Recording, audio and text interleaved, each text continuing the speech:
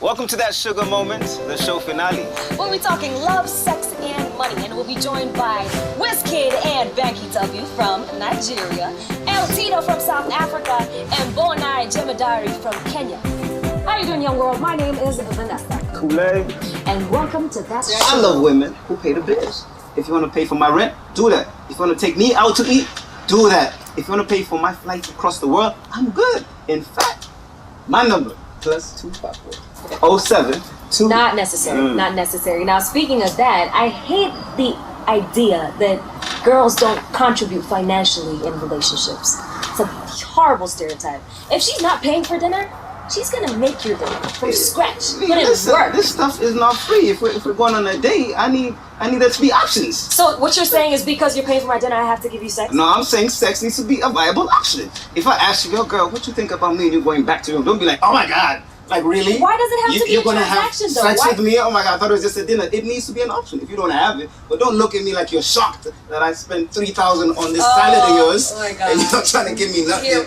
That's all I'm saying. You're way out of control. Speaking of transactional options. Sex, let's take a look at this. So, do you have any friends here in Nairobi? One. Well, when you're looking for a second, I'm willing and able. That's really kind of you. Tell me, how can I get a hold of you? I don't have a phone at the moment, but I can take your number. Take this. But Come on, I work for a cell phone company.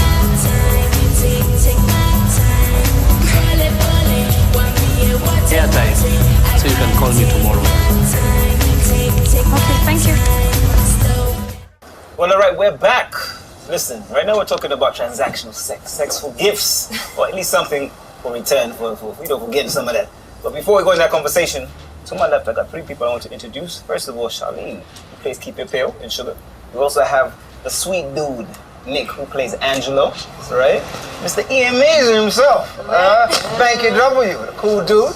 Who do you have on your right? We have Jemedari. Yes, sir. How you doing? Easy. All right, and we have our expert, Anne Rose. Thank you. How are you? I'm fine, thank you. Karibu. Asante. So we're talking about transactional sex. Where do we start? Apparently, there's a stereotype. Girls like gifts. Your character, Keep It Pale. You came to the city, to the urban city Nairobi, and then you got into an interesting situation where you ran out of money, and so you got yourself a sugar daddy. Talk about that character. Okay, Keep It Pale, I think she's just a typical girl who deals with the situation in a very... Okay, I don't think she explored all her options before she got down to business, going to other men to get money so that she could pay rent for her and her boyfriend, who at the time apparently didn't know how to work. So I'd say that character, if I had it my way, there are a few more things that I'd have added there, like she should have had more options of how to get the money. But it's a reality what happens in that situation, and it's not that easy to just explore the options. Yeah. It happens a lot. Let me refer back to my country. In Nigeria, it happens a lot because you see most people, most men who have money, ministers, senators, I'd simply say they just want to have fun with girls, and the girls some girls are vulnerable because they don't have money, maybe to pay fees or something. So they'll say it's an easy way just for me to go pack my legs and I'll get my school fees or my house rent or something. I agree 100% with what Karina just said. It's pretty relevant and pretty prevalent in Nigeria now to see young girls who, for one of many reasons, it could be that they're broke and they need money for rent to survive.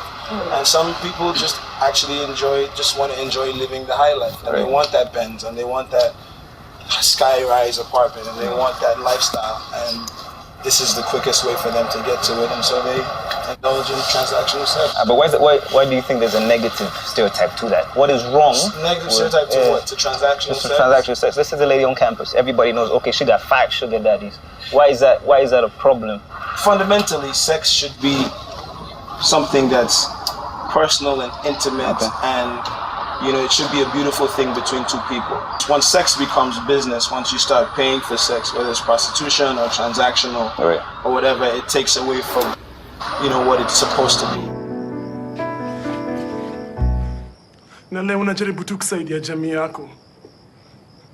Lakini hata wewe unajua angeshika hizo pesa angejua chenye ufanya kuzipata. Lakini sikuwa liko hapa. Acha niende. But I just need you to know one thing. Kipepeo, when do you save? Hata siongei stories za kupigwa risasi. You saved me from myself.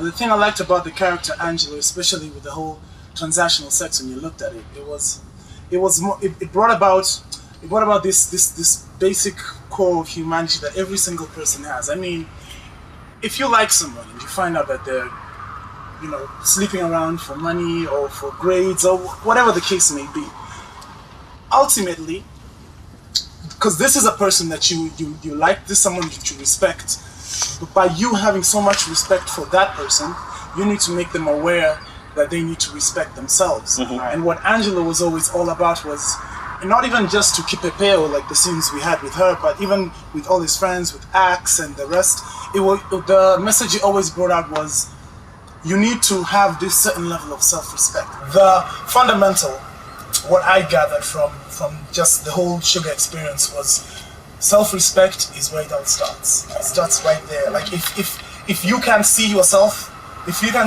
being the sort of person to sleep with someone just to pay rent, then you would actually rather just sleep outside than do it. Does the end justify the means? Like, let's say you have somebody who's having sex to get a college degree, or somebody who's having sex just to get shoes. Is that a different situation? That would you like, nah, she cool, but yo, I don't know about showing you Louis Vuitton. You think they're different? All right, talk about that. Because first of all, the lady who was sleeping with some guy to get through school. Mm-hmm. For me, she's actually better off than all the girls sleeping with some guy to get shoes. Just like he says, there's nothing wrong with the long-term investment if a woman is sleeping with a man to pay her school off. There's really nothing wrong with that. Are you saying that transactional sex is okay? To the long-term investment, yes. Okay, transactional sex, it doesn't matter whether it's long-term or short-term. The bottom line is transactional sex.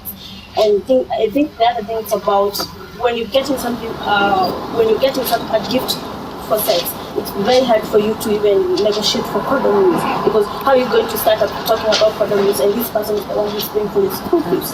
So, and maybe for instance, you're 15-year-old, you're dating somebody who's 35-year-old, how would you start asking about condoms? So it becomes very difficult for you to protect yourself. I'm still trying to figure out where the line is between transactional sex and prostitution. Prostitution, you come to the streets, you go to the clubs, you're going there for looking for men. But this other one, you might have somebody you have known for quite some time. Then after some time, it's when now you say, I don't have school fees. Can you sort me out? Then I'll give you sex. Okay. Some girls are not vulnerable when they meet with their sugar daddies. They're in total control of their actions. Listen, some girls, this is the reality of the Africa that we live in. Some people just want that lifestyle, and this is the way they know how to get it. And so they're in a complete position of power. I mean, really, it's a weakness at the end of the day because they're cheapening yourself. But at the end of the day, like, they're not being taken advantage of. They are going out to, to do. And guys are the same. I want to know, in terms of Shuga, the whole series, what are some of the concerns that you have as a health worker that transactional sex brings? What are some of the concerns before we wrap up? Like, why is this an issue? Why are we talking about this topic? Why is it that important? Why is it an issue? It's because of, for instance, when you look at HIV infections. I'll give an example of Kipepeo. When Kipepeo had sex with that other guy so that she can get the truth. Then at the same time, for instance, if maybe she would come in again to have sex with Angelo and maybe they didn't use that protection at that particular time, then there's a risk of not only HIV but also other sexually transmitted infections. So then you see that network now. It becomes a network of HIV infections, other sexually transmitted infections, and that's what we're trying to protect. Those networks is what we're trying to probe so that HIV doesn't go around. And you find that it's more difficult if someone is the victim in a transactional arrangement? Do you find it's difficult for her or him to say, I need to wear a condom? Yeah. It doesn't become more difficult? It's quite difficult, even when issues of disclosure. How am I going to tell somebody I'm HIV positive, whereas I need to drive a good car? All right, thank you very much. That was a candid discussion. about transactional sex, and I like what the. So just because you take her out to dinner and you pay for the food doesn't mean that you... No. But it's more about the risks involved with transactional sex, and that's what she was coming for. Thank you so much. That's what we really needed to hear. Yeah?